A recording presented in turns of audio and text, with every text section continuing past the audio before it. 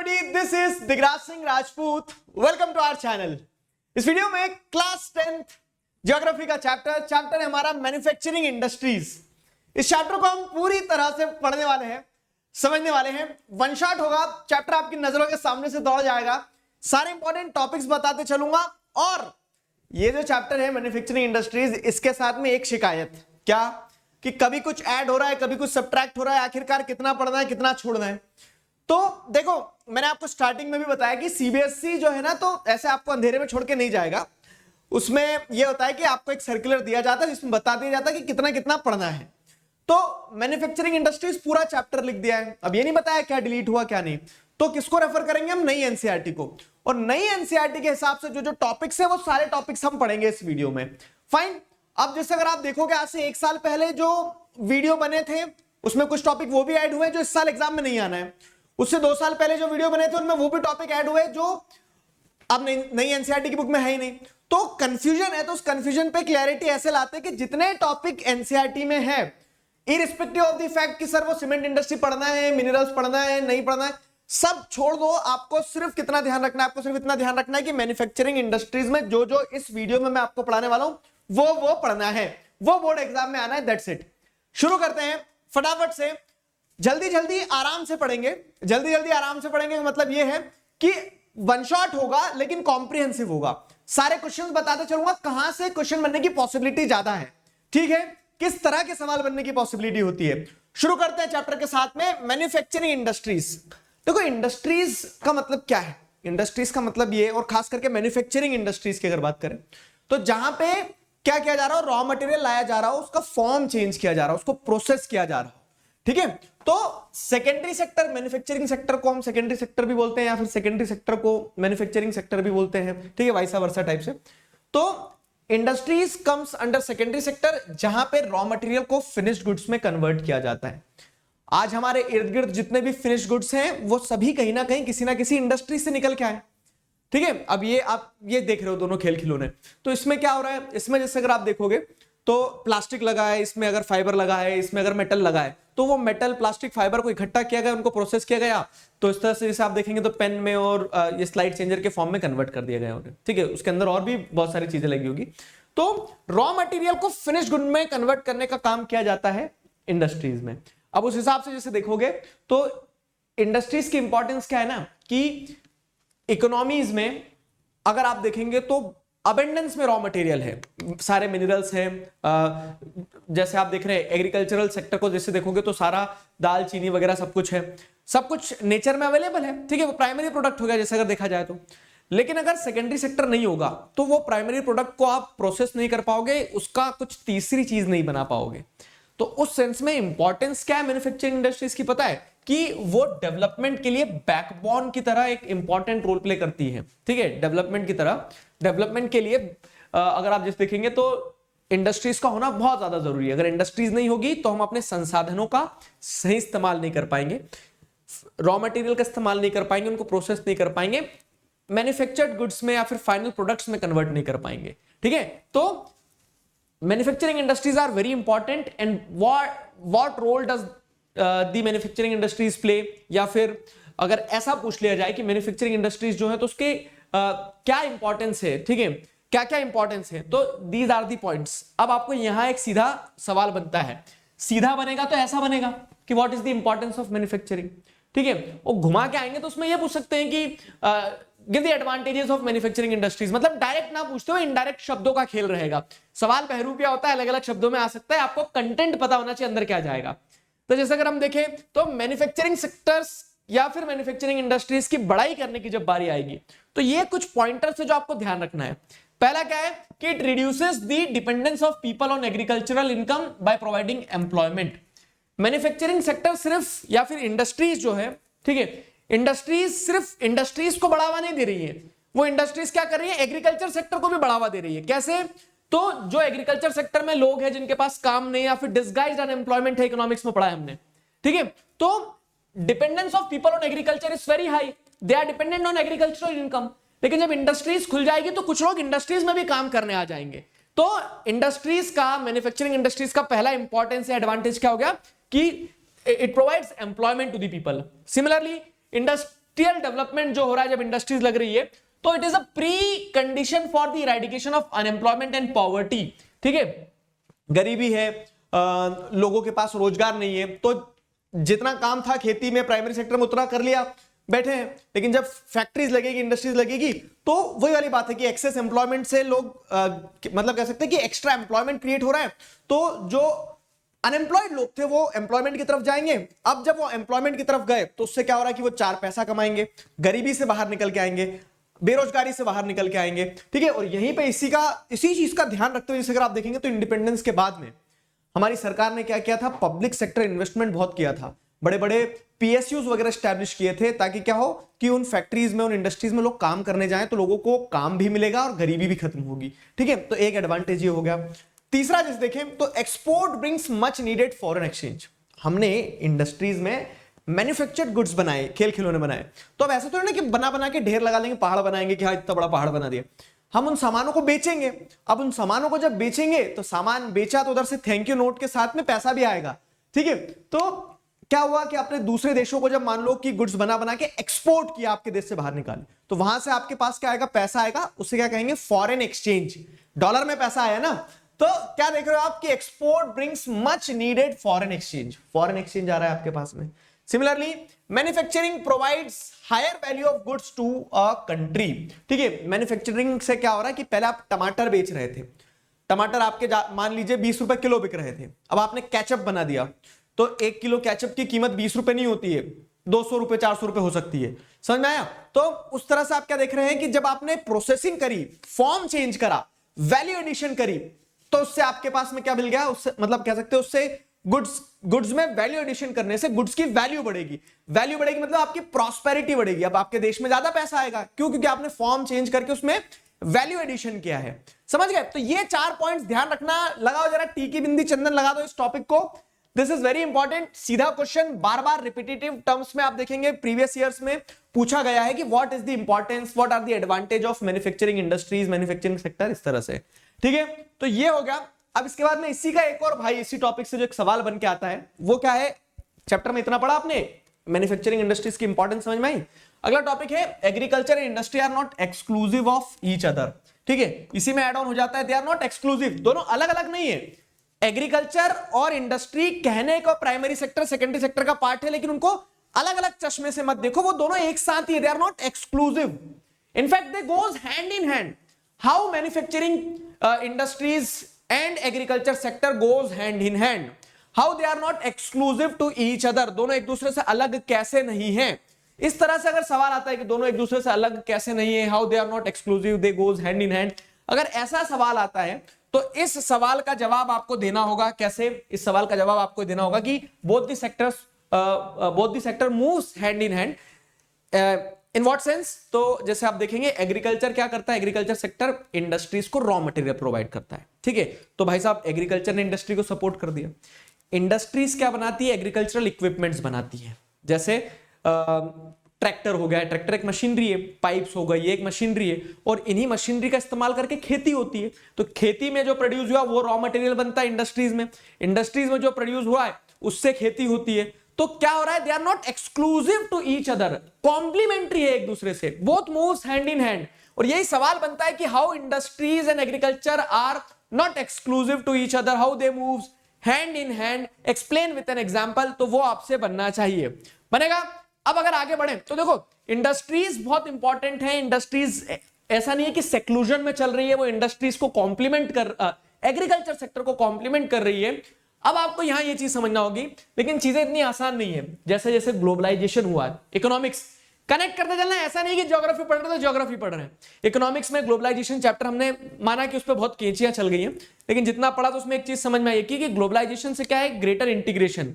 Greater integration के चलते आप जैसे देखेंगे तो इंडस्ट्रीज जो है, तो अब ऐसा नहीं कि इंडिया की इंडस्ट्रीज को सिर्फ इंडिया में ही अपने प्रोडक्ट सप्लाई करना है, और या फिर कह सकते हैं कि इंडिया के ही कॉम्पिटिटर्स के बीच में कॉम्पीट करना है।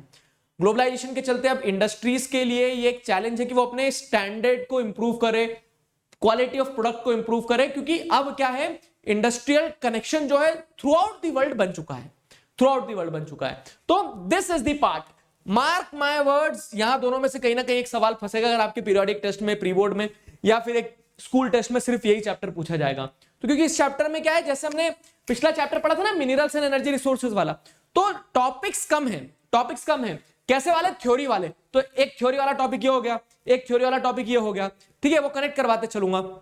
अब जिनके पास पुरानी बुक है जरा पेंसिल ऐसे निकाल लो शस्त्र की तरफ।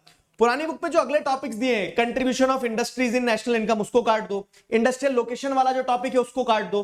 वो दो टॉपिक्स नहीं आ रहे हैं, बोर्ड एग्जाम में नहीं आ रहे, नई एनसीईआरटी के हिसाब से वो नहीं आ रहे हैं। तो उन दो टॉपिक्स के ऊपर छलांग लगाते हुए, एक लंबी छलांग लगाते हुए आप सीधे आ जाओ कहां पे? क्लासिफिकेशन ऑफ इंडस्ट्रीज, अगला टॉपिक जो बुक में है, ठीक है। कट शॉर्ट हुआ है, थोड़ा थोड़ा ध्यान रखते चलना। तो अब जिस देखो कि क्लासिफिकेशन ऑफ इंडस्ट्रीज अगला टॉपिक है।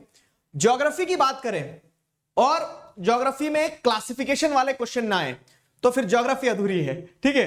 तो वैसे जैसे अगर आप देखोगे तो यहां पे क्लासिफिकेशन के बहुत सारे क्वेश्चंस होते हैं। तो इंडस्ट्रीज को कैसे क्लासिफाई किया जा सकता है, शॉर्ट क्वेश्चंस डिफरेंशिएट करने को आ सकते हैं, ठीक है। तो क्लासिफिकेशन ऑफ इंडस्ट्रीज की बात करें तो on the basis of source of raw material पहला हो गया, ठीक है। अलग अलग बेसिस होंगे कि रॉ मटेरियल के हिसाब से, जैसे आपकी क्लास में बच्चे बैठे हैं उनको अलग अलग बेसिस पे, स्पोर्ट्समैनशिप के हिसाब से आप अलग अलग तरह से क्लासिफाई कर सकते हो। क्विज में पार्टिसिपेट करने जाना तो अलग अलग तरह से क्लासिफाई करोगे कि ये बच्चे क्विज में पार्टिसिपेट कर सकते हैं, ये नहीं। तो वैसे आप देखो कि यहां हमने बेसिस रखा है रॉ मटेरियल। रॉ मटेरियल के हिसाब से एग्रो बेस्ड इंडस्ट्रीज होती है जहां पे एग्रीकल्चरल प्रोडक्ट्स का इस्तेमाल किया जाता है, ठीक है। मिनरल बेस्ड इंडस्ट्रीज होती है जहां पे मिनरल्स का, ठीक है। जैसे एग्रो बेस्ड इंडस्ट्रीज क्या हो जाएगी? शुगर इंडस्ट्री हो गई, जूट इंडस्ट्री हो गई, कॉटन इंडस्ट्री हो गई, ये सब क्या है? ये सब एग्रो बेस्ड इंडस्ट्रीज है, ठीक है। क्यों? क्योंकि एग्रीकल्चर सेक्टर से उनको क्या मिल रहा है? रॉ मटेरियल मिल रहा है उन इंडस्ट्रीज को। मिनरल बेस्ड इंडस्ट्रीज वो इंडस्ट्रीज होती है जिनको मिनरल्स रॉ मटेरियल की तरह इस्तेमाल करते हैं, जैसे आयरन एंड स्टील इंडस्ट्री हो गई, एल्यूमिनियम इंडस्ट्रीज हो गई, ठीक है। तो जहां पे मिनरल्स का इस्तेमाल किया जा रहा है, सीमेंट इंडस्ट्री हो गई, ये सब मिनरल बेस्ड इंडस्ट्री होगी। तो on the basis of raw material हो गया। फिर आता है according to their main role, मतलब वो इंडस्ट्रीज क्या रोल प्ले कर रही है। तो कुछ इंडस्ट्रीज होती है बेसिक और की इंडस्ट्रीज, जैसे वो इंडस्ट्रीज क्या रोल प्ले करती है कि सारी दूसरी इंडस्ट्रीज को जोड़ के रखती है। जैसे आयरन एंड स्टील इंडस्ट्री है तो आयरन एंड स्टील से ही मशीन बनेगी, आयरन एंड स्टील इंडस्ट्री से ही घर बनेंगे, आयरन एंड स्टील इंडस्ट्री से ही क्या होगा? दुनिया भर के तमाम डेवलपमेंट होंगे। तो वो एक बेसिक इंडस्ट्री हो गई है। और कुछ इंडस्ट्री कंज्यूमर इंडस्ट्री होती है, मतलब जिनने प्रोडक्ट क्या बनाया? टूथपेस्ट। क्या काम है उसका टूथपेस्ट का? तो वो हर घर में कंज्यूमर प्रोडक्ट की तरह चले जाएगा। हर कंज्यूमर क्या करेगा? दांत घिसेगा, चमकाएगा, खुश हो जाएगा, ठीक है। तो कंज्यूमर इंडस्ट्रीज जो direct ready to consume goods बनाती हो, और बेसिक इंडस्ट्रीज वो इंडस्ट्रीज जो दूसरी इंडस्ट्रीज को सपोर्ट कर रही है, की इंडस्ट्रीज की तरह रोल प्ले कर रही है। जैसे आयरन एंड स्टील, कितने मल्टीपल पर्पसेस है उस इंडस्ट्री के, उस इंडस्ट्री से दूसरी इंडस्ट्री चल रही है, ठीक है।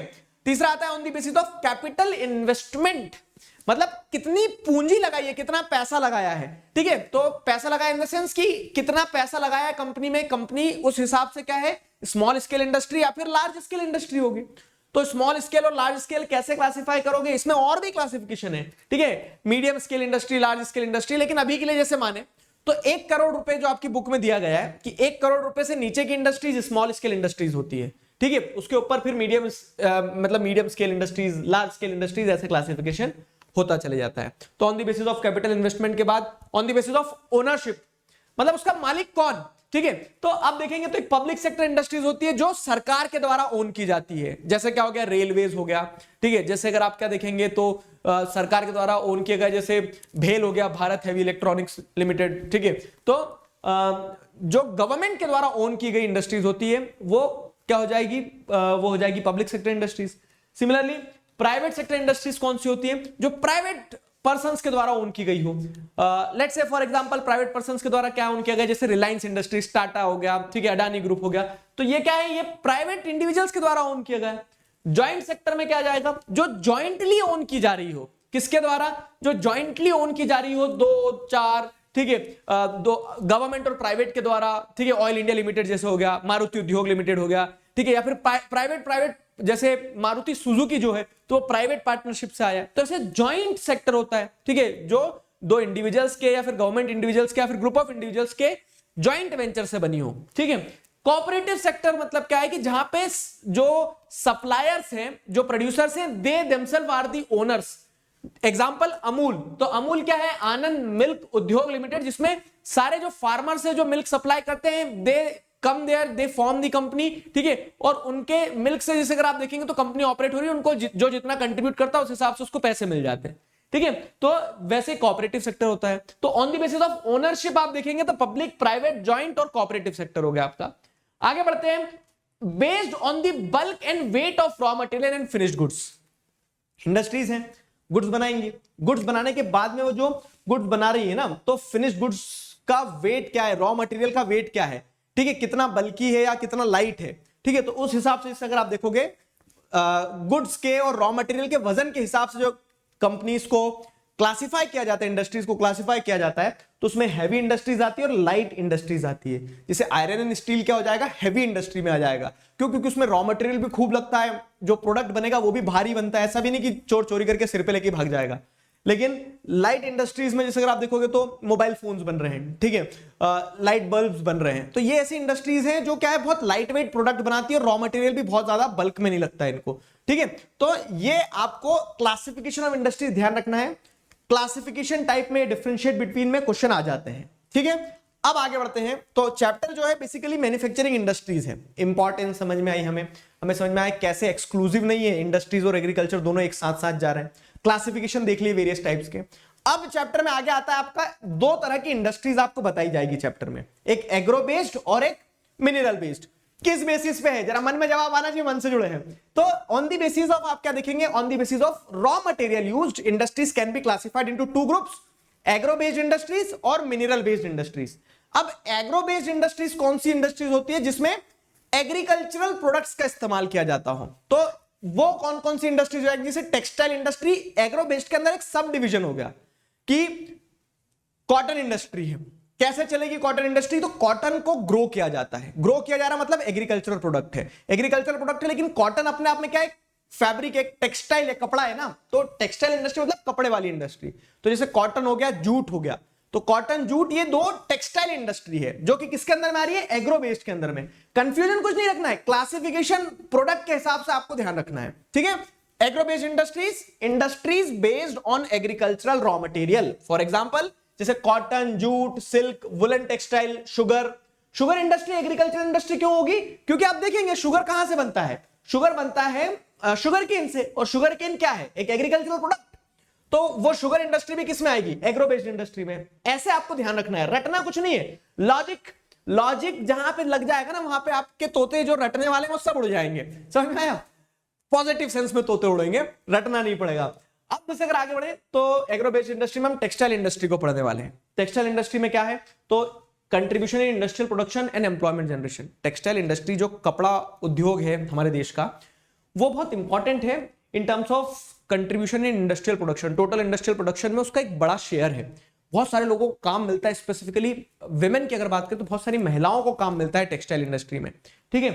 फॉरेन एक्सचेंज अर्निंग, अब हमारे यहां से क्या होता है कि हम अच्छी क्वालिटी का फैब्रिक कपड़ा बना के बेचते हैं और बाहर एक्सपोर्ट करते हैं, दूसरे देशों में हमारे यहां से कपड़ा जाता है और दूसरे लोग हमारे यहां का कपड़ा खरीद के ब्रांड का टैग लगा के हमें बेच देते हैं, ठीक है। तो एक चीज आपको ध्यान रखना होगी कि फॉरेन एक्सचेंज अर्निंग बहुत अच्छी है, कि हम बहुत अच्छा क्या करते हैं, पैसा कमा लेते हैं विदेशों से अपने यहां से कपड़ा एक्सपोर्ट करके, ठीक है, जीन्स वगैरह का कपड़ा, ये सारी चीजें। Only industry in the country which is self reliant and complete in value chain. Understand these points, ये एक एक पॉइंट छोटे छोटे घूम के क्वेश्चन बन के आ जाते हैं और फिर सामने डांस करते हैं तो मैं समझ ही नहीं आता कि क्या लिखना है उसमें।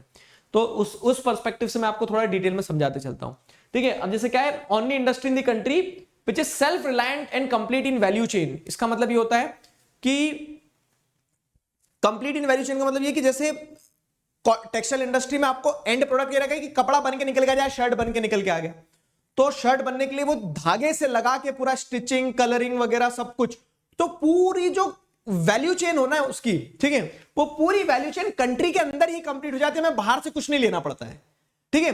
सेल्फ रिलायंट मतलब खुद पे निर्भर है हम, किसी और के ऊपर निर्भर नहीं है। तो textile industry is the only industry in the country which is self reliant and complete in value chain. तो this is one of the speciality या फिर कह सकते हैं X factor of textile industry. Textile industry का ये एक X factor हो गया। Got it, fine. अब टेक्सटाइल इंडस्ट्री उस हिसाब से जैसे देखें तो एक होती है आपकी कॉटन टेक्सटाइल, दूसरी होती है आपकी जूट टेक्सटाइल। दो टेक्सटाइल इंडस्ट्री हो गई आपकी, cotton textile, jute textile. Cotton textile से शुरू करते हैं। कॉटन टेक्सटाइल मतलब क्या है, कॉटन जो आपने देखा होगा व्हाइट बॉल्स रहती है, कॉटन बॉल्स, तो वो खेत में जो कपास की खेती की जाती है ना, उससे रुई निकाली जाती है, उस रुई से धागा, धागे से कपड़ा, कपड़े से शर्ट, पैंट, जो भी बनाना है आपको, ठीक है, टी शर्ट। ठीक है, टॉप, लड़कियां बोलेगी हमारे को छोड़ दिया, ठीक है। तो अब जैसे आप देखेंगे तो कॉटन टेक्सटाइल जो है, तो कॉटन टेक्सटाइल में क्या है कि फर्स्ट सक्सेसफुल कॉटन मिल, कपड़ा बनाना है तो उसके लिए मिल वगैरह जो पहले हाथ से बनाया जाता था, ठीक है, पहले हैंड स्पिनिंग और हैंड लूम वीविंग वगैरह का सिस्टम चलता था, लेकिन वो हैंड स्पिनिंग और hand loom weaving slowly and gradually जैसे आप देखेंगे तो उसको पावर लूम्स टेक ओवर कर लेंगे, वो भी समझा रहा हूं मैं आपको, ठीक है। तो उस हिसाब से इस देखेंगे तो पहले हैंड स्पिनिंग, हाथ से चरखा चलाया जाता था, हाथ से लूम चलाई जाती थी, फिर मिल वगैरह स्टैब्लिश हुई जिसके अंदर पावर लूम चलने लगी जो बिजली से चलती थी। तो फर्स्ट सक्सेसफुल कॉटन मिल जो है वो मुंबई में 1854 में स्टैब्लिश करी थी। फैक्ट, ठीक है, डरे तो नहीं, फैक्ट क्या है कि ऐसे नंबर्स वगैरह जो कुछ कुछ रहता है ना, वो कभी कभी पूछ लिया जाता है, वो कभी कभी पूछ लिया जाता है। तो उस चीज को ध्यान रखिएगा कि अगर फैक्ट वाले क्वेश्चंस आ रहे हैं तो आपको सारी डेट्स इंपॉर्टेंट नहीं होती, लेकिन कुछ कुछ इंपॉर्टेंट होती है जहां मैं हाईलाइट भी करता हूं। जैसे फर्स्ट कॉटन कह सकते हैं कॉटन मिल जो स्टैब्लिश हुई थी मुंबई में 1854 में, हैंड स्पिनिंग वीविंग चलती थी, फिर क्या आया, पावर लूम आ गई। तो after 18th century power looms came into use, power looms मतलब जो बिजली से चलने वाली, ठीक है। और फिर जैसे अगर आप देखेंगे तो ब्रिटिश टाइम पीरियड के पहले तक हमारे यहाँ का कपड़े की बहुत ज्यादा डिमांड थी, ये एज ऑफ इंडस्ट्रियलाइजेशन में हमने आपको बताया भी है। लेकिन फिर विद टाइम क्या हुआ, फिर विद टाइम जैसे अगर आप देखेंगे तो फिर with time slowly and gradually ये चीजें बिल्डअप होने लगी। क्या चीजें कि ब्रिटिशर्स ने अपने वहां पे इंडस्ट्रीज, इंग्लैंड में इंडस्ट्रीज डेवलप कर ली, वो इंडस्ट्रीज से यहाँ पे रॉ मटेरियल इंपोर्ट किया जाने लगा, हमारे देश में फिनिश गुड्स इंपोर्ट किए जाने लगे। रॉ मटेरियल तो ले जाते थे उधर से, फिनिश गुड्स बना के ला के देते थे, जिससे during the colonial time period Indian industries suffered a major setback, ठीक है। जो हैंडलूम और हैंड वीविंग स्पिनिंग चलती थी उसको बहुत बड़ा सेटबैक मिला एक, ठीक है। तो ये समस्याएं थी कुछ थोड़ी सी कॉटन टेक्सटाइल इंडस्ट्रीज का इनिशियल हमने फेज देखा देश में कैसा रहा। फिर उसके बाद में क्या है कि आज जैसे अगर आप देखेंगे और उस समय से ही इंडस्ट्रीज का लोकलाइजेशन रहा है महाराष्ट्र और गुजरात वाले क्षेत्र में। क्यों रहा है ये सवाल ऐसे बीच में से you are required to read between the lines बनता है कि why most of the industries cotton textile industries are localised, ठीक है, नियर गुजरात एंड महाराष्ट्र। अब क्या हो रहा है ना, जैसे नई बुक में बहुत सारा पार्ट उड़ा भी दिया है, ध्यान रखना। तो व्हाट आई ट्राइड कि मैं आपको नई बुक का कंटेंट देते चलूं, ठीक है। तो और जहां जरूरी रहेगा वहां बताऊंगा कि पुरानी बुक में ऐसा भी था, ठीक है। तो जैसे अगर आप देखेंगे तो what is the reason behind the localisation of textile industries in Gujarat and Maharashtra? Due to the availability of raw material. Gujarat Maharashtra black soil is equal to cotton soil, उसे रिगुर सॉइल भी कहा जाता है। खूब कॉटन ग्रो होगा तो जहां कॉटन ग्रो होगा, जहां रॉ मटेरियल होगा वहीं तो इंडस्ट्रीज जाएगी, सिंपल। तो availability of raw cotton, market, ठीक है, ट्रांसपोर्ट, मतलब रॉ कॉटन अवेलेबल है बहुत आसानी से, मार्केट अवेलेबल है गुजरात महाराष्ट्र वाले रीजन में, ट्रांसपोर्ट कर सकते हैं आप यहां से बहुत आसानी से क्योंकि पोर्ट एरियाज लगे हुए हैं कोस्टल स्टेट से दोनों। लेबर भी मिल जाएगी, पॉपुलेशन बहुत है, moist climate which is good for spinning weaving. तो इसके चलते क्या है, इंडस्ट्रीज लोकलाइज्ड है महाराष्ट्र गुजरात में, एक क्वेश्चन बनता है, ठीक है। अब टेक्सटाइल इंडस्ट्रीज के साथ में अगर आप विशेष रूप से जैसे देखेंगे कॉटन टेक्सटाइल के साथ में, तो क्या केस रहा है ना, its association with other industries आपको समझना होगा। जैसे कि सिर्फ कपड़ा नहीं बन रहा है, आप क्या देख रहे हैं, कपड़ा बनेगा तो उसके ऊपर डाई होगा, केमिकल वगैरह का इस्तेमाल होगा, तो केमिकल इंडस्ट्रीज को सपोर्ट कर रहा है, ठीक है। मिल, तो जो जैसे टेक्सटाइल मिल्स होती है तो वहां पे आपको क्या देखने को मिल रहा है, मशीनरी, तो मशीनरी वाला जो मशीनरी प्रोड्यूसिंग सेक्टर है उसको भी सपोर्ट हो रहा है। स्टोर, अब आपको वो स्टोर करना है, पैकिंग करना है, कपड़ा बनाया एक शर्ट, तो शर्ट को पैक भी किया जाता है डब्बे वगैरह, वो तो वो पैकेजिंग इंडस्ट्रीज को सपोर्ट मिल रहा है, समझ में आया। तो कॉटन टेक्सटाइल इंडस्ट्री एक textile industry but it is supporting other various industries also. Similarly आप देखेंगे तो the industry is linked with farmers and workers also. जैसे क्या हो रहा है ना कि इस इंडस्ट्री, क्योंकि एग्रो बेस्ड इंडस्ट्रीज है तो आपको क्या चाहिए रहेगा, रॉ कॉटन, जो कि कौन देगा, किसान। अब किसान जो है तो रॉ कॉटन की खेती कर रहा है, लेकिन बहुत सारे वर्कर्स हैं तो वो कॉटन को कैसे हार्वेस्ट किया जाता है, हाथ से हैंड प्लकिंग की जाती है, हाथ से तोड़ा जाता है वो जो रुई के कपास के जो फूल रहते हैं उन्हें, ठीक है। तो क्या हो रहा है कि फार्मर्स, वर्कर्स, दूसरी इंडस्ट्रीज, सबकी ग्रोथ एसोसिएटेड है with cotton textile industry. I hope आपको इतने में कॉटन टेक्सटाइल इंडस्ट्री समझ में आया है, क्यों लोकलाइज्ड है, ठीक है, कैसे कॉटन टेक्सटाइल इंडस्ट्री दूसरी इंडस्ट्रीज को सपोर्ट कर रही है, इंटरनली कैसा भी क्वेश्चन है। अब जैसे पहला ये टॉपिक था, क्या टॉपिक था पहले, एक सेकंड, ये वाला टॉपिक तो रह गया हमारा, क्या कि स्पिनिंग, कॉटन टेक्सटाइल इंडस्ट्री में आपको एक चीज समझना होगी कि spinning concentrated in Maharashtra, Gujarat, Tamil Nadu, while weaving is decentralized and incorporate traditional skills। दो प्रोसेस होती है टेक्सटाइल बनने में, 2-3-4 प्रोसेस होती है। जैसे सबसे पहले तो क्या होता है कि आप रॉ मटेरियल ग्रो करते हैं, फिर वो रॉ मटेरियल को प्रोसेस किया जाता है। कैसे? तो रॉ मटेरियल से, जैसे कॉटन बॉल है, रुई है, तो रुई देखिए, रुई से धागा बनता है। तो रुई से धागा बनना मतलब क्या हो रहा है? स्पिनिंग हो रही है, धागा बन रहा है, ठीक है। तो स्पिनिंग जो है ना, स्पिनिंग तो क्या है, महाराष्ट्र और गुजरात और तमिलनाडु में कंसंट्रेटेड है। क्यों? क्योंकि यहां ग्रो हो रहा है, क्या? कॉटन ग्रो हो रहा है। लेकिन फिर वीविंग की बात जो हो रही है ना, कि उस धागे से जो कपड़ा बनाया जाता है, तो धागे से कपड़ा बनाने की टेक्निक अलग अलग है। जैसे अगर आप देखेंगे तो उत्तर प्रदेश में अलग तरह से कपड़ा बनेगा, मध्य प्रदेश में अलग तरह से बनेगा, महाराष्ट्र में अलग तरह से कपड़ा बनेगा, नॉर्थ ईस्टर्न स्टेट्स में अलग तरह से कपड़ा बनेगा। तो जो ट्रेडिशनल स्किल्स होती है ना, ठीक है, जो रीजनल स्किल्स होती है, उन्हें इनकॉर्पोरेट करने के लिए weaving is highly decentralised but spinning is concentrated in Maharashtra, Gujarat and Tamil Nadu. I hope you got it. Clear हुआ? तो ये फैक्ट है किस चीज से जुड़ा हुआ? कॉटन टेक्सटाइल इंडस्ट्री से। अब जैसे एक क्वेश्चन ये बनता है बहुत प्रोमिनेंटली कि चैलेंजेस क्या कॉटन टेक्सटाइल इंडस्ट्री फेस कर रही है। अब ये वाला टॉपिक एक्सक्लूसिवली बुक में नहीं दिया है, लेकिन चैलेंजेस क्या कॉटन टेक्सटाइल इंडस्ट्री के द्वारा फेस किया जा रहा है। तो ऐसे आपको अगर क्वेश्चन आ जाता तो एग्जाम में हाथ नहीं खड़े करके आना है, बी प्रिपेयर्ड फॉर दैट, क्योंकि हम पढ़ इतनी कॉम्प्रिहेंसिव तरीके से रहे तो आपको सब चीजें ध्यान होना चाहिए। तो जैसे what are the challenges faced by cotton textile industry, what are the challenges faced by jute industry, what are the challenges faced by any industry. तो अब सिंपल सी चीजें, कुछ पॉइंट, जैसे पावर सप्लाई की एक प्रॉब्लम होती है देश में, ठीक है, सफिशिएंट पावर प्रोड्यूस नहीं हो रहा है, ठीक है। Upgradation of machinery.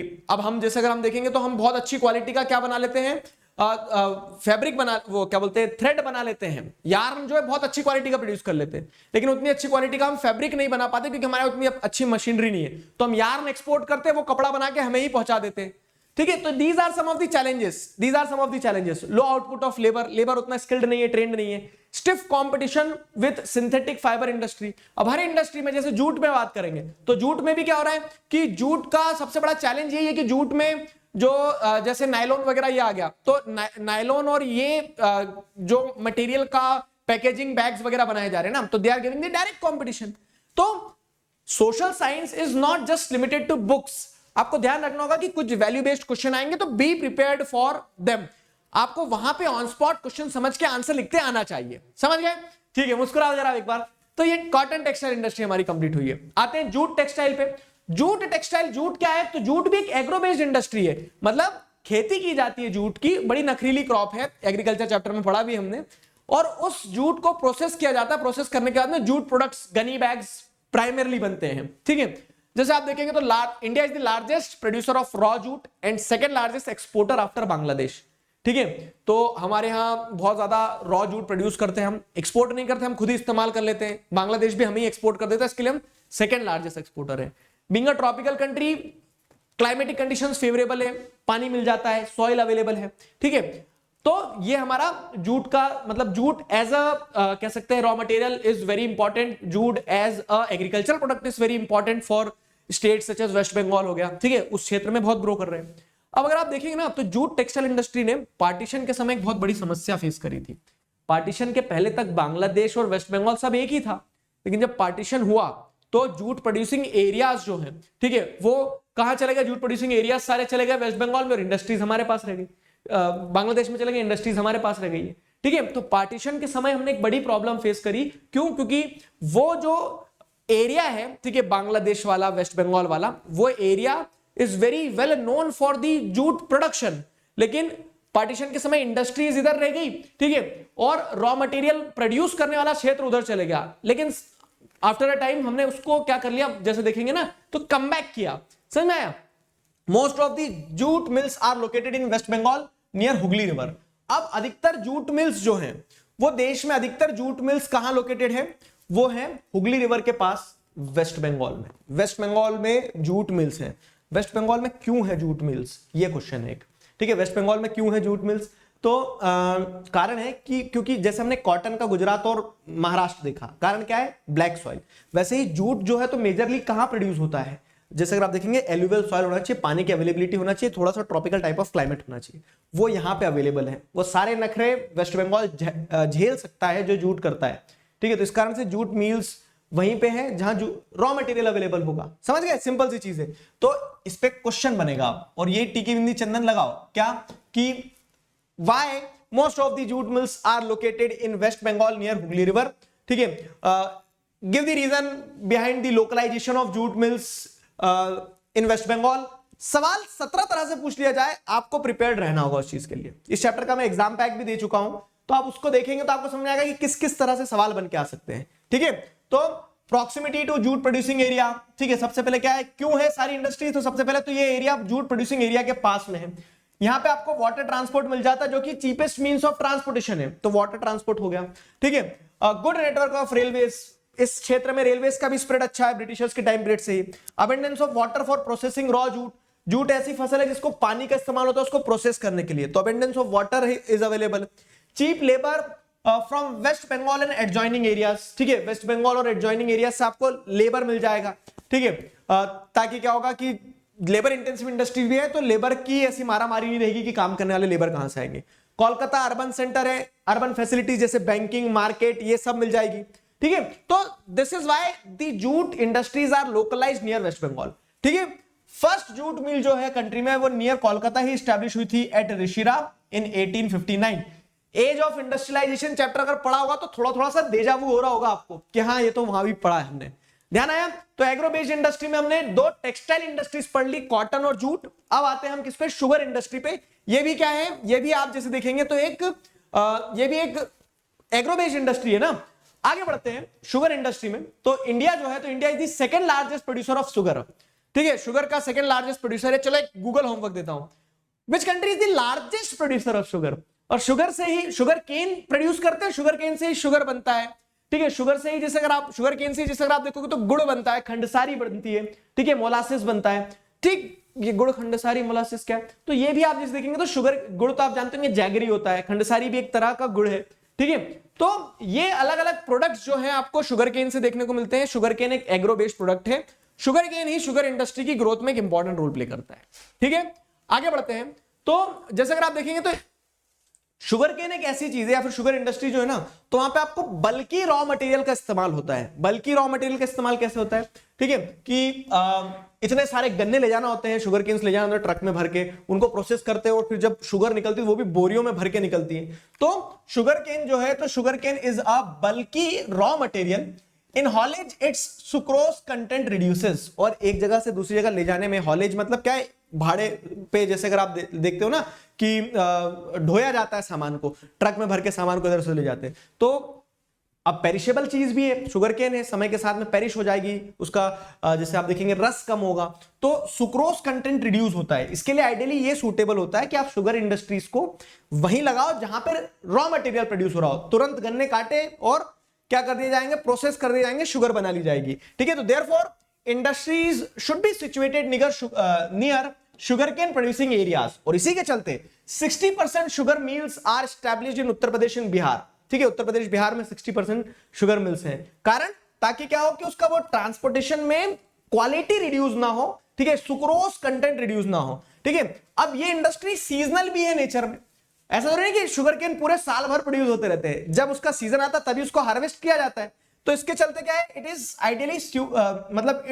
Ideally suited to cooperative industry. अब सवाल आएगा क्यों, कोऑपरेटिव इंडस्ट्री क्या होती है, अभी बताया कि जहां पे सारे प्रोड्यूसर्स एक साथ आते हैं, रॉ मटेरियल सप्लाई करते हैं, अपना अपना शेयर ले जाते हैं, खुश रहते हैं।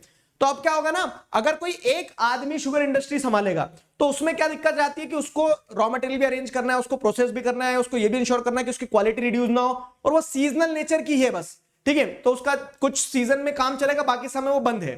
तो बेहतर क्या होता है ना कि ऐसे सीजनल नेचर की इंडस्ट्रीज में जब सारे स्टेक होल्डर्स एक साथ आ जाते हैं तो क्या होता है, किसी एक के ऊपर प्रेशर नहीं आता है, सब अपनी अपनी जिम्मेदारी से काम करते हैं, और थ्रू आउट द ईयर उसमें आपको कह सकते हैं कि रिटर्न नहीं मिल रहा होता है। तो जितने समय रिटर्न मिलेगा, जिसका जितना जितना शेयर है उतना उतना लो, खुश रहो।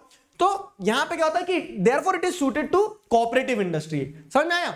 तो increase in number of mills in southern and western states because of favourable condition. अब एक चीज समझना होगा, हमने ये तो देख लिया शुगर इंडस्ट्रीज के बारे में कि हाँ सेकंड लार्जेस्ट प्रोड्यूसर है और most of the industries Uttar Pradesh और बिहार वाले क्षेत्र में एस्टैब्लिश्ड है, ये सारा सब कुछ। लेकिन एक फैक्ट ये आ रहा है कि अब क्या हो रहा है ना कि अब जो शुगर मिल्स है वो किधर जा रही है, सदर्न और वेस्टर्न स्टेट्स में जा रही है। जैसे महाराष्ट्र में भी आपको शुगर मिल्स देखने को मिलेगी, कर्नाटका में आपको शुगर मिल्स और शुगर केन का प्रोडक्शन देखने को मिल जाएगा। क्यों? तो उसका कारण यह है कि इस क्षेत्र में रिलेटिवली आप जिस देखेंगे तो क्या है, टेम्परेचर और क्लाइमेटिक कंडीशंस कूल रहती है, जिससे लॉन्गर क्रशिंग पीरियड मिल जाता है, मतलब बहुत जल्दी क्या होगा, सुक्रोज कंटेंट रिड्यूस नहीं होगा, तो better quality of sugar cane, better quality of sugar, ठीक है, प्रोडक्शन जो रहेगा वो हाई रहेगा, ठीक। तो the cane produced here has a higher sucrose content, fine. The cooler climate also ensures longer crushing season, ठीक है। Moreover the cooperatives are more successful in these states, और इन स्टेट्स के कोऑपरेटिव्स भी ज्यादा सक्सेसफुल है। तो इसके चलते क्या है कि अब शिफ्ट हो रहा है शुगर इंडस्ट्रीज का किस तरफ, वेस्टर्न स्टेट्स और सदर्न स्टेट्स की तरफ। ये हो गया शुगर इंडस्ट्रीज कंप्लीट। तो चैप्टर में जैसे अगर आप देखेंगे एग्रो बेस्ड इंडस्ट्रीज और मिनरल बेस्ड इंडस्ट्रीज बताई गई है। अब मिनरल बेस्ड इंडस्ट्रीज की बात करें तो वो इंडस्ट्रीज जो मिनरल्स पे चल रही है, मतलब मिनरल्स को रॉ मटेरियल की तरह इस्तेमाल करती है। कौन कौन सी इंडस्ट्रीज, तो जैसे अगर आप देखेंगे पहले मिनरल बेस्ड इंडस्ट्री की अगर बात करें ना, तो मिनरल्स के द्वारा जो मिनरल्स को रॉ मटेरियल यूज करके जो इंडस्ट्रीज चल रही है, जैसे आयरन एंड स्टील इंडस्ट्री, तो बहुत बेसिक इंडस्ट्री होती है। उनकी मदद से आपको क्या देखने को मिलता है कि बहुत सारा सिस्टम चल रहा होता है कि आयरन एंड स्टील इंडस्ट्री है तो दूसरी इंडस्ट्री को सपोर्ट कर रही होती है। वो जो हमने on classification on the basis of role played देखा था, तो they are the key industries, समझ गए, ठीक है। क्यों, क्योंकि दूसरी इंडस्ट्रीज उनके ऊपर निर्भर है, dependence of other industries over it. Clear हुआ। Production and consumption of steel is often regarded as the index of countries development, और इन्हीं मिनरल बेस्ड इंडस्ट्री में एक मिनरल बेस्ड इंडस्ट्री आपकी आयरन एंड स्टील इंडस्ट्री, और iron and steel industry को एक तरह से राजा कहा जाता है मिनरल बेस्ड इंडस्ट्री का। क्यों, क्योंकि वो सारी इंडस्ट्रीज को सपोर्ट करती है ग्रो करने में। फाइन, इनफैक्ट यहां तक कि किस कंट्री का कितना डेवलपमेंट होगा, तो कंट्री के डेवलपमेंट को समझना है तो आपको ये देखना होगा कि वहां पे कितना स्टील प्रोड्यूस हो रहा है, कितना स्टील कंज्यूम हो रहा है। हम नाश्ते में स्टील नहीं खाते, तो फिर कंजम्पशन कैसे पता चलेगा, कंजम्पशन ऐसे पता चलेगा कि जैसे अगर आप देखेंगे ज्यादा प्रोडक्शन हो रहा है तो स्टील का इस्तेमाल कहां किया जा रहा होगा, वही लोग खाएंगे तो नहीं, उसको इंफ्रास्ट्रक्चर बिल्ड करने में इस्तेमाल किया जा रहा होगा, उसको आप कहीं ना कहीं दे सकते हो कि बिल्डिंग्स वगैरह बनाने में इस्तेमाल किया जा रहा होगा। तो इस सेंस में क्या है कि कंट्री डेवलप हो रही है, तो कंट्री में जितना प्रोडक्शन, जितना कंजम्पशन हो रहा है स्टील का, that is considered as the index for countries development. Got it, ठीक है। आयरन ओर हो गया, कोकिंग कोल हो गया, लाइमस्टोन हो गया, ये कुछ मिनरल्स हैं जिनका इस्तेमाल करके क्या देखने को मिलता है आपको, आयरन एंड स्टील इंडस्ट्री चलती है। अब आयरन एंड स्टील इंडस्ट्री में क्या होता है, फर्नेसेस में आयरन स्मेल्टिंग होती है, ब्लास्ट फर्नेसेस होती है, जिसमें रॉ मटेरियल जो रहता है आयरन ओर जो रहता है, ठीक है, आयरन ओर हो गया, कोकिंग कोल हो गया जिससे हीट प्रोड्यूस की जाती है, स्मेल्ट किया जाएगा, स्मेल्टिंग प्रोसेस होता है ना, और लाइमस्टोन रहता है, लाइमस्टोन यानी चूना, ठीक है। तो इसको 4:2:1 के रेशियो में लिया जाता है, और इस प्रोसेस के थ्रू स्मेल्टिंग होती है। स्मेल्टिंग मतलब वो आयरन ओर को पिघला के उससे क्या निकाला जाता है, स्टील निकाला जाता है, आयरन निकाला जाता है, मैंगनीज भी कभी कभी इस्तेमाल किया जाता है इस प्रोसेस में। क्लियर हुआ, ठीक है। अब जैसे एक मैं आपको पैटर्न बताता हूं इस चैप्टर में, कंफ्यूज नहीं होना है। चैलेंजेस हर इंडस्ट्री का दिमाग में रखना क्या हो सकता है अगर सवाल बन के आता है, हर इंडस्ट्री का लोकलाइजेशन का रीजन, जैसे गुजरात महाराष्ट्र में कॉटन क्यों है, ठीक है, हुगली बेसिन में जूट इंडस्ट्री क्यों है, फाइन। वैसे ही आप जिस देखेंगे तो छोटा नागपुर प्लेटू जो है ना कंट्री में, छोटा नागपुर प्लेटू मतलब ये वाला क्षेत्र, ओडिशा झारखंड वाला, तो Chota Nagpur plateau has maximum concentration of iron and steel industry, तो most of the iron and steel industry are concentrated here. तो पॉइंट ये वाई हर जगह पूछते चला करो, ठीक है। जब वाई पूछना सीख जाओगे जीवन सरल हो जाएगा, ठीक है, एसएसटी भी और जीवन भी। तो वाई यहां पूछोगे अगर कि क्यों छोटा नागपुर प्लेटू में कंसंट्रेटेड है, तो low cost iron ore available है यहाँ पे, ठीक है, हाई ग्रेड रॉ मटेरियल आपको मिल जाता है, आयरन ओर बहुत अच्छे से मिल रहा है कम दामों में। ये छोटा नागपुर प्लेटू पूरा स्टोर हाउस ऑफ मिनरल्स है ना, ठीक है, रॉ मटेरियल बहुत अच्छी क्वालिटी का मिलेगा, लेबर यहाँ पे बहुत सस्ता होता है, चीप लेबर आपको मिल जाएगा, ठीक है, लेबर बहुत सस्ता मिल जाता है आपको, ठीक है। क्यों, क्योंकि इस क्षेत्र, ये जो क्षेत्र लगा हुआ है बिहार से झारखंड से, हाई पॉपुलेशन है वहां पे, ठीक है, मार्केट भी अवेलेबल है, ठीक है, मार्केट भी इन्हीं एरियाज का, जैसे कोलकाता हो गया नियर बाय, ठीक है, कोस्टल एरिया है तो आप इंटरनेशनल मार्केट में एक्सपोर्ट कर सकते हो। So these are the reasons why iron and steel industries are concentrated in Chhota Nagpur प्लेटू। बाकी इसमें और भी बहुत सारा था, जैसे मिनी स्टील प्लांट्स हो गए, इंटीग्रेटेड स्टील प्लांट्स, तो वो सब नई बुक में कट गया है, ठीक है। तो कंसिडरिंग दैट कि जो नई बुक का कंटेंट है मैं आपको वो बताते चल रहा हूं, ठीक है। तो ये हो गया, वाई लेट आया, ठीक है, अब तो हमने वाई बता दिया। आगे बढ़ते हैं, एल्यूमिनियम स्मेल्टिंग। तो आयरन मिनरल बेस्ड इंडस्ट्री में आयरन एंड स्टील इंडस्ट्री देखा, दूसरी इंडस्ट्री है एल्यूमिनियम स्मेल्टिंग। एल्यूमिनियम भी क्या एक मिनरल है, मतलब एल्यूमिनियम भी बन तो मिनरल से ही रहा है ना, तो सेकंड मोस्ट इंपॉर्टेंट मेटालॉजिकल इंडस्ट्री, ठीक है। तो मेटल्स की अगर बात की जाए तो उन मेटल्स में second most important metallurgical industry में आता है एल्यूमिनियम, ठीक है, आयरन के बाद में एल्यूमिनियम है, ये राजा है तो रानी है, ठीक है। अब जैसे अगर आप देखोगे तो इतना इंपॉर्टेंट क्यों है, क्योंकि this is very light, iron और स्टील में वेट होता है, ये लाइट है, इसीलिए एयरक्राफ्ट वगैरह में एल्यूमिनियम का इस्तेमाल होता है, ठीक है। रेजिस्टेंट टू कोरोजन, जंग नहीं लगेगी। गुड कंडक्टर ऑफ हीट, मिलेबल है, उसकी शीट बना लो, डक्टाइल वायर बना लो, ठीक है। Malleable and become strong when mixed with metals, दूसरे मेटल्स के साथ, अलॉयज के साथ मिला के उसको स्ट्रेंथ भी दी जा सकती है। तो इसके चलते, इतनी सारी क्वालिटी होने के चलते एल्यूमिनियम का इस्तेमाल बढ़ा, ठीक है। It is used to manufacture aircraft, utensils and wires. तो एयरक्राफ्ट, यूटेंसिल्स, वायर्स, इन सारी चीजों में बनाने में एल्यूमिनियम का इस्तेमाल किया जाता है। It has gained popularity as substitute of steel, copper, zinc and lead in a number of industries. क्यों? क्योंकि क्वालिटीज उसके अंदर भी वैसी ही है सारी, स्टील जैसा स्ट्रेंथ भी है, ठीक है, कॉपर जैसा डक्टाइल, मिलेबल भी है, वायर भी बना सकते हो, शीट भी बना सकते हो, सस्ता भी है और अवेलेबल भी अबंडेंस में। तो उसके चलते क्या है, बहुत सारी जगह उसका साथ क्या हो गया है, रिप्लेसमेंट हो गया है। समझ में आया? एल्यूमिनियम इंडस्ट्री का मतलब एल्यूमिनियम का इस्तेमाल किया जा रहा है इन मेटल्स की जगह पे। Fine. Aluminium smelting plants in the country are located in Odisha, West Bengal, Kerala, Uttar Pradesh, Chhattisgarh, Maharashtra, Tamil Nadu. मतलब ब्रॉडली देखा जाए तो ओडिशा, वेस्ट बंगाल, केरला, मतलब ओडिशा है, छत्तीसगढ़ है, झारखंड भी है। तो वही छोटा नागपुर प्लेटू। मिनरल्स की जब बात आती है, जैसे एक तो चैप्टर ही देखा आपने पूरा का पूरा मिनरल्स एंड एनर्जी रिसोर्सेज का, इस चैप्टर में आप मिनरल इंडस्ट्रीज देख रहे हैं। मैं आपको एक हैक बता रहा हूं, मतलब हर जगह इस्तेमाल मत करना, जब फंस जाओ तभी इस्तेमाल करना। छोटा नागपुर प्लेटू लिख दिया करो जब कंफ्यूज हो जाओ कि कहां पाया जाता है, तो ठीक है, क्योंकि एवरीथिंग इज अवेलेबल देयर। छोटा नागपुर प्लेटू में हर चीज मिल जाती है ना। तो छोटा नागपुर प्लेटू वाले रीजन में रीजन वही है कि लो कॉस्ट रॉ मटेरियल मिल जाएगा, लेबर है, मार्केट है, पावर सप्लाई है, ये सारा सब कुछ, क्योंकि बहुत सारे थर्मल पावर प्लांट वगैरह भी है उस क्षेत्र में। क्लियर हुआ?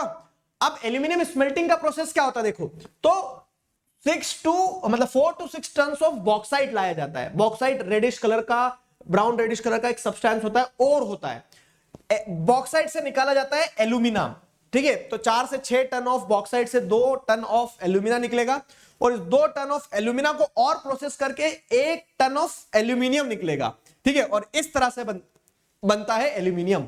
तो ये एल्यूमिनियम इंडस्ट्री हो गई आपकी।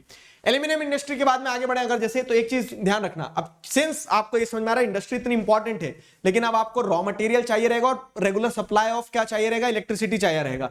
तो ये इंश्योर करना होगा आपको एल्यूमिनियम इंडस्ट्री को स्टैब्लिश करने से पहले। तो एक चैलेंज अगर पूछ लिया जाए तो उसी पैराग्राफ में आप देखेंगे तो ऐसा लिखा है कि regular supply of electricity and assured source of raw material are at the minimum cost is the prerequisite for the development of industry। तो अगर ये नहीं मिलेंगे, इलेक्ट्रिसिटी का सप्लाई नहीं है, रॉ मटेरियल नहीं, तो दिक्कत आएगी। तो ये एक चैलेंज की तरह है, ठीक है। तो दिस वाज एल्यूमिनियम स्मेल्टिंग। आगे आ जाओ, छोटी छोटी इंडस्ट्रीज बहुत सारी दी है, जैसे केमिकल इंडस्ट्री आ गई। अब केमिकल इंडस्ट्री में क्या हो जाएगा, तो it comprises both large and small industries. Chemical industries में जो केमिकल्स है, केमिकल्स भी मिनरल्स हैं एक तरह से, ठीक है। तो क्या देखने को मिल रहा है कि लार्ज इंडस्ट्रीज और स्मॉल इंडस्ट्रीज दोनों केमिकल इंडस्ट्रीज का पार्ट होती है, ठीक है। ऑर्गेनिक और इनऑर्गेनिक, तो rapid growth in organic and inorganic chemical industries is observe. Fine, अलग अलग कंपोनेंट्स होते हैं। आपको बस इतना ध्यान रखना है कि केमिकल इंडस्ट्रीज में कंट्री में ऑर्गेनिक इनऑर्गेनिक दोनों तरह के केमिकल्स का यूज किया जाता है।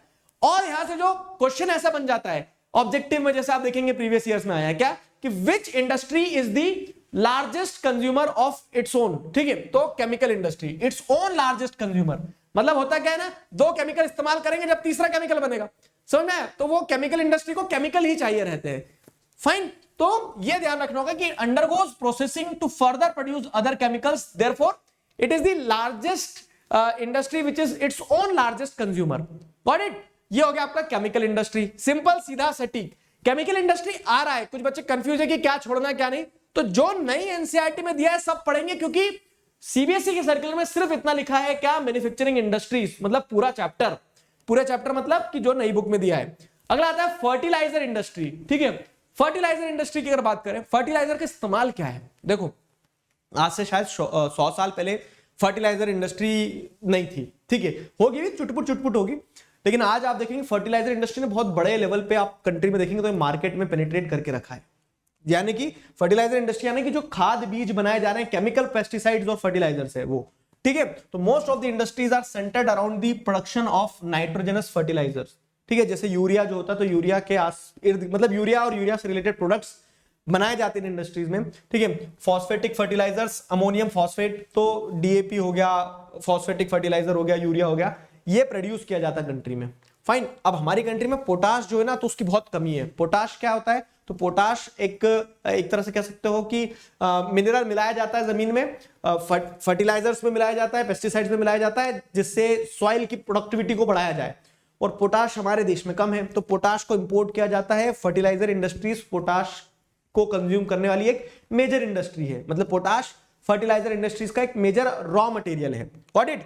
अब इन इंडस्ट्रीज में, फर्टिलाइजर इंडस्ट्रीज में इंक्रीज देखने को मिला है after green revolution. Again objective type के क्वेश्चन ऐसे ही तो बनते हैं क्या, कि which industries observed a sudden rise after the green revolution. Green revolution में क्या हुआ?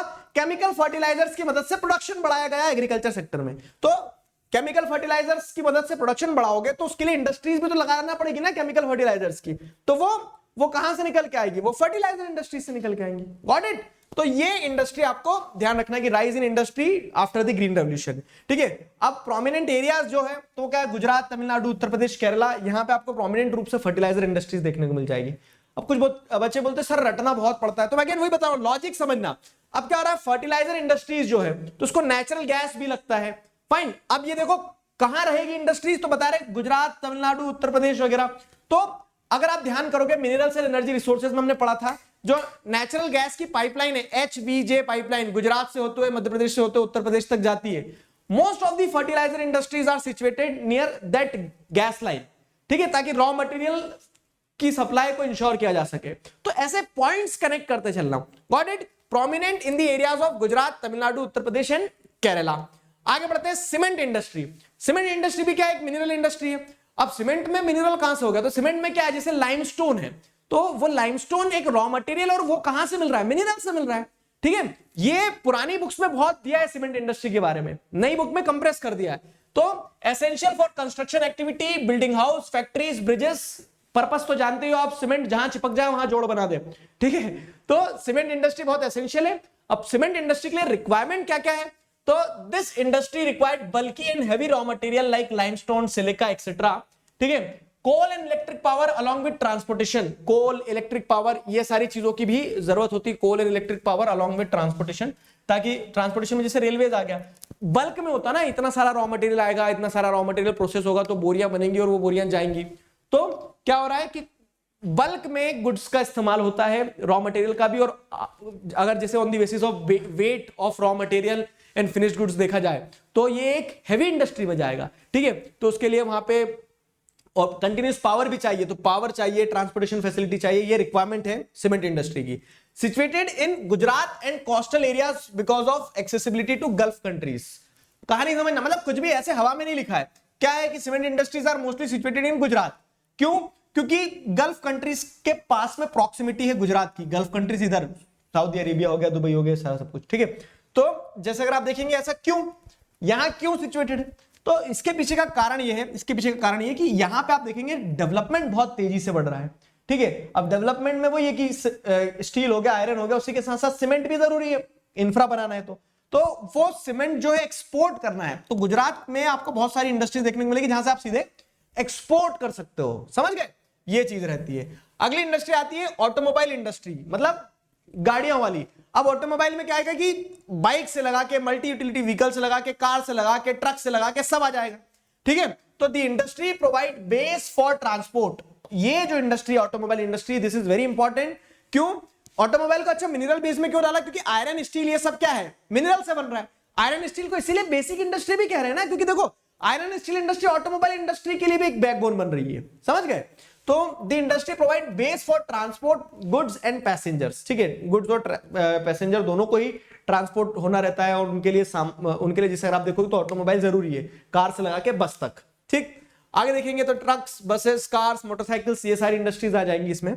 ठीक है, लिबरलाइजेशन जब हुआ 1990s के बाद में, लिबरलाइजेशन कहां पड़ा है? तो ध्यान करो, चैप्टर 4 इकोनॉमिक्स ग्लोबलाइजेशन में लिबरलाइजेशन समझा हमने। अब अगर आप सिर्फ वाटर टाइप तरीके से नहीं, वो ज्योग्राफी और ये इकोनॉमिक्स है तो अलग अलग पढ़ेंगे, ऐसा नहीं, कनेक्ट करके पढ़ना बहुत ज्यादा जरूरी है इसीलिए। ठीक है, तो लिबरलाइजेशन के बाद में जैसे जैसे कंपटीशन बढ़ा है, तो बाहर की कंट्री की ऑटोमोबाइल्स जो है हमारी कंट्री में आए, तो उससे हमारी कंट्री के भी प्रोड्यूसर्स ने क्वालिटी इंप्रूव करी है। ठीक है, इंडस्ट्री में ग्रोथ देखने को मिली आपको। समझ में आया?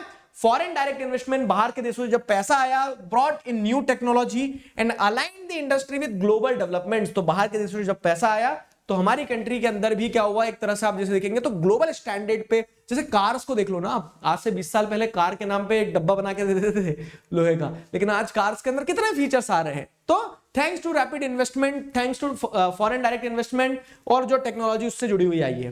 Got it. चलिए, तो दी इंडस्ट्री कहां पे है, अगेन तो कंट्री जो मेजर सिटीज है जैसे दिल्ली, गुड़गांव, चेन्नई, पुणे, मुंबई, कोलकाता, लखनऊ, इंदौर, हैदराबाद, जमशेदपुर, बेंगलोर, तो these are some of the major cities where automobile industry is found. Fine. एक और इंडस्ट्री जैसे अगर हम बात करें, last industry I guess mineral based industry में होता है information technology and electronics industry. इसमें मिनरल्स का क्या इस्तेमाल है, तो छोटा मोटा जैसे माइका वगैरह ये कुछ चीजों का तो इस्तेमाल हो रहा है, ठीक है। तो information technology and electronics industry की बात करें तो wide range of products, calculator से लगा के कंप्यूटर तक, सब आपको किसमें देखने को मिलेगा, इलेक्ट्रॉनिक इंडस्ट्रीज और आईटी सेक्टर की इंडस्ट्रीज में देखने को मिलेगा। प्रोडक्ट्स बनते हैं, टीवी बनता है, ठीक है, मोबाइल बनता है, कैलकुलेटर बनता है, कंप्यूटर बनता है, हर चीज। Got it. बैंगलोर जो है, तो बैंगलोर को क्या कंसीडर किया जाता है, इलेक्ट्रॉनिक कैपिटल ऑफ इंडिया। क्यों? क्योंकि वहां जितना, जैसे अगर आप देखेंगे तो सिलिकॉन वैली ऑफ इंडिया भी कहा जाता है, कभी कभी ऑब्जेक्टिव में घुमा के पूछ देते हैं, अगर बुक में नहीं है तो भी, पुरानी बुक में था, नई बुक में नहीं है तो भी पूछ लिया, तो आपके पास ये ऑप्शन नहीं कि आप हाथ खड़े कर देंगे, टैकल करो क्वेश्चन, ठीक है। तो Bangalore electronic capital of India consider किया जाता है। क्यों? कारण है सिंपल सा, concentration of industries, most of the IT, ठीक है, आईटीसी, ये सारी information communication and technology industries जो है वो सब बेंगलोर में आपको ज्यादा देखने को मिलेगी, इस कारण से, ठीक है। Other centres are Delhi, Chennai, Pune, Mumbai, Kolkata, Lucknow, Coimbatore, तो इन क्षेत्रों में भी आपको आईटी इंडस्ट्रीज जो है वो देखने को मिल जाएगी। A major impact of this industry has been on employment generation, और ये जो इंडस्ट्री है information technology and electronics industry, इसका एक सबसे बड़ा एडवांटेज ये रहा है कि इसने रोजगार बहुत दिया है। कैसे रोजगार बहुत दिया है, समझना सिंपल सी चीज है कि अधिकतर लोग जैसे अब जो पढ़ने के बाद में इंजीनियरिंग कर ले रहे हैं, ठीक है, तो इंजीनियरिंग करने के बाद में साथ साथ जैसे अगर आप ये भी देखोगे कि विमेन वगैरह भी हो गई, तो जो एजुकेटेड वर्कफोर्स है तो they are mostly in this sector, तो वो मान लो इलेक्ट्रिकल इंजीनियरिंग है, मान लो सॉफ्टवेयर इंजीनियरिंग है, तो they are placed in information technology and electronics industry. और आज के समय में हर चीज जो है तो वो इंटरनेट ड्रिवन है ना, तो उस सेंस में एम्प्लॉयमेंट बड़े स्केल पे प्रोवाइड किया जा रहा है। A major impact of this industry has been on employment generation. The continuing growth in the hardware and software is the key to the success of IT industries in India। ठीक है, hardware भी बना रहे हैं, software भी बना रहे हैं, इसके चलते क्या देखने को मिल रहा है आपको, ओवरऑल ग्रोथ है इस सेक्टर में। Got it. अब आते हैं last part of the chapter. Last part बड़ा इंटरेस्टिंग, लास्ट पार्ट सिंपल सा ये बता रहा है कि इंडस्ट्रीज है बहुत बढ़िया, agro based industries, mineral based industries, अलग अलग पढ़ी हमने, एग्रो बेस्ड के भी, मिनरल बेस्ड के भी सारे पॉइंट्स डिस्कस कर लिए। हर इंडस्ट्री के बारे में आपके पास में मिर्च मसाला है। जैसे मैंने आपको चैप्टर के स्टार्टिंग में बताया क्या, कि चैप्टर में थ्योरी है, बहुत सारी थ्योरी है, लेकिन जो मेजर थ्योरी के क्वेश्चन बन सकते हैं 5 नंबर टाइप के, वो वाले एरियाज थोड़े कम है। तो जैसे इंपॉर्टेंस बताया, how they are not exclusive to each other वाला पॉइंट बताया।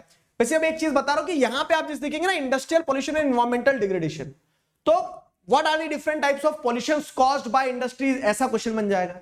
अलग अलग तरह के पॉल्यूशंस कौन कौन से हो रहे हैं उस पर क्वेश्चन बन जाएगा, तो वो ध्यान रखना आप, ठीक है।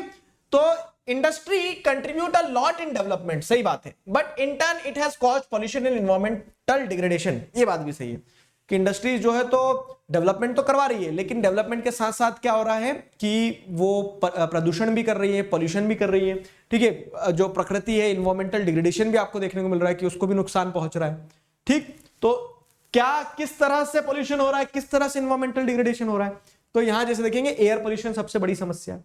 एयर पॉल्यूशन क्या, तो जब इंडस्ट्रीज चलती है तो धुआं धुआं कर देती है पूरे एरिया में, तो वो इंडस्ट्रीज जो है, तो industries caused by the presence of high proportion of undesirable gases such as sulphur dioxide and carbon monoxide. जब आप कह सकते हैं इंडस्ट्रीज में जब आप कोल बर्न करने, जब आप इंडस्ट्रीज में मान लो कुछ किसी चीज को जला के पिघला रहे हैं, ये सारी चीजें, तो उसमें गैसेस, हार्मफुल गैसेस जैसे सल्फर डाइऑक्साइड हो गया, कार्बन मोनोऑक्साइड हो गया, ये रिलीज होंगी, and these gases will lead to pollution। Got it? Airborne particulate matters, ठीक है। particulate matter मतलब क्या होता है कि जैसे ये हवा है, अब इस हवा में पता है आपको ऐसा दिख रहा है कि सब साफ है, लेकिन हम जो सांस ले रहे हैं, तो कभी देखा आपने सूरज की किरणें आती है तो उसमें दिखता है आपको बहुत बारीक बारीक कण उड़ रहे होते हैं, ठीक है, वो particulate matters रहते हैं, ठीक है। particulate matters जो होते हैं तो बहुत टाइनी पार्टिकल जो एकदम एयर में, जो हमें नेकेड आई से दिखते भी नहीं है, वो सूरज की रोशनी में कभी कोई दिखता है एकदम बारीक बारीक कण, तो वो हम सांस लेते हैं तो हमारे सांस के साथ में हमारे लंग्स तक पहुंचते हैं। तो airborne particulate materials contains both solid and liquid particles like dust, sprays, mist and smoke. ठीक है, तो ये एयर पोल्यूशन का कॉज है।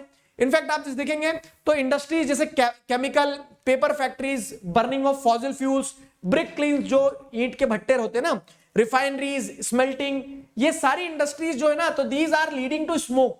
जब ये इंडस्ट्रीज कंबशन करती, जलाती है चीजें, तो वो पार्टिकुलेट मटेरियल्स आपको पूरे इन्वायरमेंट में देखने को मिलता है, सॉलिड के फॉर्म में, गैसियस फॉर्म में, लिक्विड फॉर्म में, वो हम इनहेल करते हैं, तो वो एयर पोल्यूशन कॉज कर रहे हैं। ठीक है, and this air pollution leads to hazardous human health, plant, animal and atmosphere. ठीक है, तो ये जो एयर पोल्यूशन हुआ, तो इससे ह्यूमन हेल्थ को, प्लांट्स को, एनिमल्स को, सबको हजार्ड्स होते हैं, सबको बीमारियां होती, सबको समस्याएं होती है। ठीक है, तो ये एक एयर पोल्यूशन हो गया। दूसरा देखते हैं हम वाटर पोल्यूशन। वाटर पोल्यूशन की बात करें अगर, तो वाटर पोल्यूशन क्या है? Caused by organic and inorganic waste and effluents. ठीक है, ऑर्गेनिक इनऑर्गेनिक वेस्ट जो हो रहा है, ऑर्गेनिक इनऑर्गेनिक वेस्ट में आपको क्या देखने को मिल रहा है कि कुछ तो ऐसा है जो पानी में मिल जाएगा, कुछ या फिर कह सकते हैं नेचुरल है। ठीक है, जैसे मान लो फूल है, और ऐसा कचरा जो नेचर के द्वारा ओरिजिनेट हो रहा है, ठीक है, बायोडिग्रेडेबल है, और कुछ इनऑर्गेनिक हो रहा है जैसे प्लास्टिक वगैरह, ये सारा सब कुछ, और वो जब पानी में जा रहा है तो वो भी पोल्यूट कर रहा है। तो इस तरह से वाटर पोल्यूशन ऑर्गेनिक, इनऑर्गेनिक सभी प्रकार के वेस्ट के द्वारा होता है। ठीक है, और मेन कल्प्रिट जो है वाटर पोल्यूशन के लिए वो है पल्प। ठीक है, पेपर इंडस्ट्री होगी, पल्प इंडस्ट्री होगी, केमिकल इंडस्ट्री होगी, केमिकल टेक्सटाइल इंडस्ट्रीज, वो लिक्विड डंप कर देते हैं फ्रेश वाटर में। क्लियर हुआ? Dyeing industry, petroleum refineries, tanneries मतलब जो लेदर इंडस्ट्रीज होती है, लेदर को धोया जाता है, साफ किया जाता है, पूरा कचरा जो है वाटर बॉडीज में डाल दिया जाता है। आप जैसे जाएंगे कहां पे, जैसे यमुना का जो बेल्ट है, तो वहां पे बहुत सारी टैनरीज वाली जो इंडस्ट्रीज हैं। ठीक है, इलेक्ट्रोप्लेटिंग इंडस्ट्रीज जो होती है, तो इलेक्ट्रोप्लेटिंग मतलब जो इलेक्ट्रोप्लेटिंग लेयर चलाई जाती है इलेक्ट्रिसिटी के शॉक की मदद से। ठीक है, तो उसमें बहुत सारा केमिकल जो रहता है, तो वो पानी में डंप हो जाता है। तो all these industries are the main culprit for water pollution. These industries dump substance like dyes, मतलब ये सारी इंडस्ट्रीज क्या डंप करती है? डाइज हो गए, डिटर्जेंट हो गए, एसिड हो गए, सॉल्ट्स हो गए, heavy metals like lead and mercury, जैसे लेड एंड मर्क्यूरी अगर मान लो ड्रिंकेबल वाटर में मिक्स हो गए बहुत माइन्यूट अमाउंट में, तो वो हेल्थ हजार्ड्स क्रिएट करते हैं। ठीक है, पेस्टिसाइड्स, फर्टिलाइजर्स, प्लास्टिक, रबर, ये सारी चीजें वाटर पोल्यूशन का कारण है थ्रू दीज इंडस्ट्रीज। ठीक है, फ्लाई ऐश हो गया, फॉस्फो जिप्सम हो गया, iron and steel slags are the major solid waste. और अब वाटर पोल्यूशन में सॉलिड वेस्ट भी होते हैं। फ्लाई ऐश मतलब जैसे थर्मल पावर प्लांट होते हैं, जो कोल के बड़े बड़े पावर प्लांट चल रहे होते हैं, तो वो क्या करते हैं, वो कोल बर्न करते हैं, धुआं निकलता है, वो ऐश जाके जमा हो जाता है कहां पे? वाटर्स में, वाटर बॉडीज में। तो फ्लाई ऐश हो गया, phospho gypsum and iron and steel slags, smelting होती है तो आयरन और स्टील का जो कचरा बचा हुआ रहता है वो पूरा पानी में डंप कर दिया जाता है। वो है सॉलिड लेकिन पानी को पोल्यूट कर रहा है। ठीक है, तो इस तरह से वाटर पोल्यूशन एक पोल्यूशन हो गया। फाइन, तो how industrial pollution is leading to environmental degradation? Through air pollution. What is air pollution? This is air pollution. How it is happening? This is how it is happening. ठीक है, water pollution, ये सारे notes आपको Telegram पे दे दूंगा और मैं। ठीक है, सिमिलरली आप जिस देखोगे तो थर्मल पोल्यूशन क्या होता है? थर्मल पोल्यूशन यानी अब इसको एयर में नहीं डाल रहे, हम अलग से डाल रहे हैं कि जो थर्मल पावर प्लांट्स होते हैं जिनके चलते आप कह सकते हैं वाटर बॉडीज जो हो गई, ठीक है, उसका टेम्परेचर बढ़ जाता है। क्यों? क्योंकि वो गर्म पानी छोड़ दिया जाता है वाटर बॉडीज में, तो वो थर्मल पोल्यूशन है। ठीक है, when hot water from factories and thermal plants is drained into river and pond, it causes water pollution. ठीक है, it causes rise in the temperature of water bodies leading to the thermal pollution. सुना है, ये thermal pollution हो गया। अब thermal pollution समझ में अगर आ गया कि हाँ, गर्म पानी जब फैक्ट्रीज के द्वारा, थर्मल पावर प्लांट्स के द्वारा ड्रेन कर दिया जाता है, ठीक है, तो उससे एक्वेटिक लाइफ के ऊपर इंपैक्ट होगा। ठीक है, उससे वहां का इकोसिस्टम डिस्टर्ब हो जाएगा। ठीक, तो अब कभी मतलब ऐसा करना नहीं है, लेकिन जैसे आप देखेंगे पौधा है, उसको गर्म पानी डाल दोगे उस पौधे को, तो पौधा जल जाएगा, झुलस जाएगा, वो ग्रोथ नहीं ना कर पाएगा, उसकी जड़ें जल जाएंगी। तो वही चीज, अब इंपैक्ट देखें तो इंपैक्ट क्या होता है कि waste dumped is highly toxic. अब थर्मल पोल्यूशन में जैसे न्यूक्लियर पावर प्लांट भी अपना गर्म पानी छोड़ देते हैं। ठीक है, तो ये क्या होता है? This is a matter of concern, क्योंकि वो सिर्फ एक्वेटिक लाइफ खराब नहीं कर रहा है, वो वहां रह रहे ह्यूमन लाइफ जो है उसको भी इंपैक्ट कर सकता है। ठीक है, तो बर्थ डिफेक्ट और मिसकैरेजेस के प्रॉब्लम देखने को मिले हैं थर्मल पोल्यूशन, या फिर कह सकते हैं कि उन एरियाज में जो ऐसे न्यूक्लियर पावर प्लांट्स वगैरह के बाजू में जहां पे थर्मल पॉल्यूशन हो रहा हो, ठीक है। It harms the aquatic life, ठीक है, it harms the aquatic life. और इसी के साथ साथ आपको देखना होगा कि वाटर पॉल्यूशन सिर्फ वाटर पॉल्यूशन नहीं है, ठीक है, there is a relation between soil and water pollution. कैसे?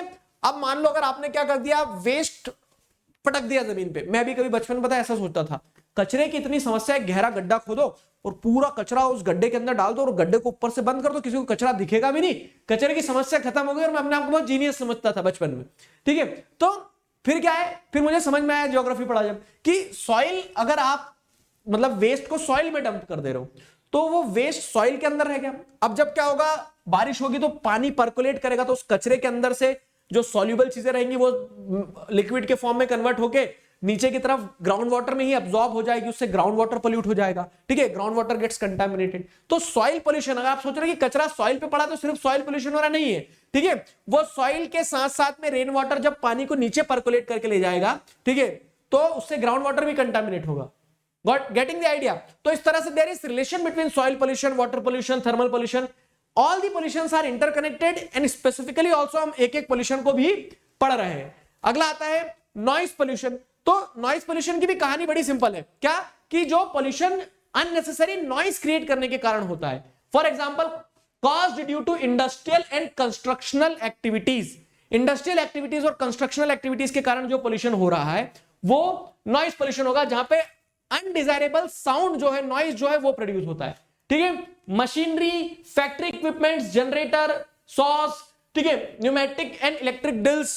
तो आपको क्या देखने को मिल रहा है कि जब इंडस्ट्रीज चलती है, आप कभी एक इंडस्ट्रियल सेक्टर से निकल के जाना तो वहां पे हर इंडस्ट्री के सामने से अलग अलग आवाजें आएंगी, ठीक है, अलग अलग मशीनरी चल रही है, अलग अलग तरह का साउंड क्रिएट कर रही है। हॉस्पिटल्स और स्कूल्स जो है, तो ये ऐसी जगह है जहां पे साइलेंट जोन होना चाहिए। और यहां पे जब देखेंगे ट्रैफिक लग रहा है, जैसे आप देखेंगे school, no horn school ahead, no horn hospital ahead, वो बोर्ड क्यों लगा देते हैं? क्योंकि वहां पे क्रिटिकली इल पीपल, मतलब स्कूल में क्रिटिकली इल नहीं है, स्कूल में तो कंसंट्रेशन की जरूरत है ना, बच्चे पढ़ रहे हैं और पे पे पे पे करके हॉर्न बजेगा तो उनका कंसंट्रेशन भंग होगा, ठीक है।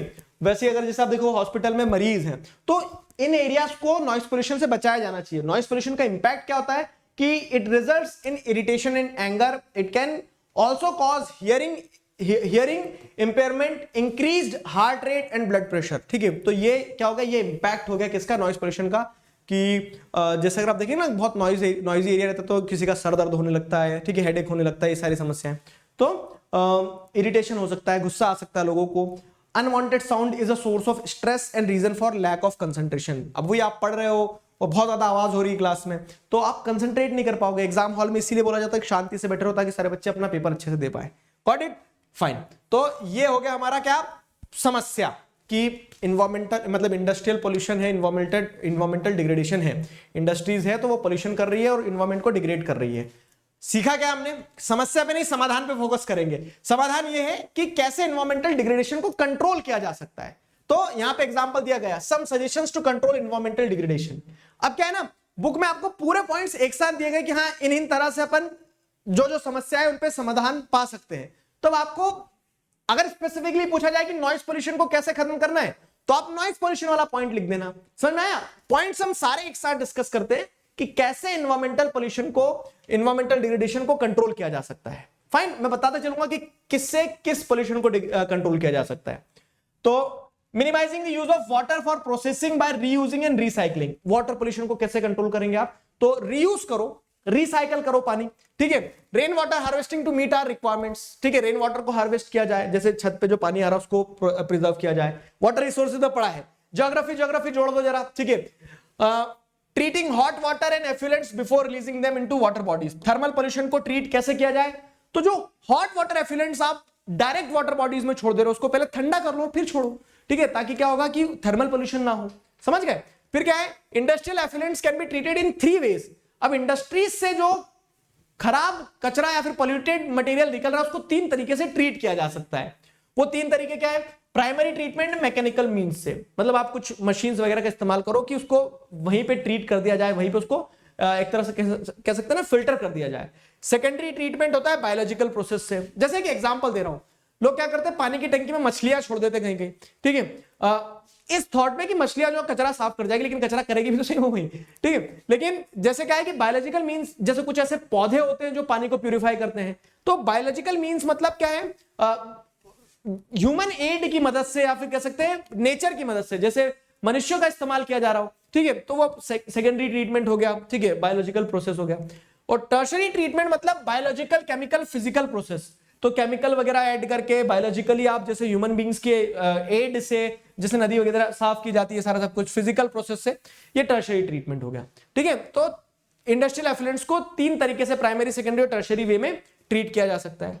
Using a ground water reserve by industries should be regulated legally, ठीक है। ग्राउंड वाटर रिसोर्सेज को जो इंडस्ट्रीज यूज कर रही है उसको लीगली रेगुलेट किया जाना चाहिए, ठीक है, कि कितना ग्राउंड वाटर पंप कर रहे हैं, ऐसा ना हो, क्योंकि इंडस्ट्रीज के पास पैसा है, वो पाताल से पानी निकाल के ला सकते हैं, तो वहां पे ग्राउंड वाटर कौन कितना यूज कर रहा है उसको चेक किया जाए। यूजिंग ये सब वाटर पोल्यूशन को चेक करने वाला, थर्मल पोल्यूशन को चेक करने वाला बता दिया है। अब जैसे क्या है, यूजिंग ऑयल और gas instead of coal in factories to control smoke, धुआं निकलता है, स्मोक जो निकलता है उसको चेक करना है। उसके लिए आप क्या कर सकते हो कि कोल की जगह क्या कर रहे हो इस्तेमाल, ऑयल और गैस जो कि लेस पोल्यूटेंट है, ठीक है। एयर पोल्यूशन चेक कर लिया आपने। Similarly generators should be fitted with silencers, तो जो नॉइस पोल्यूशन हो रहा है वो नहीं होगा। एयर पोल्यूशन, नॉइस पोल्यूशन को कंट्रोल कर लिया आपने।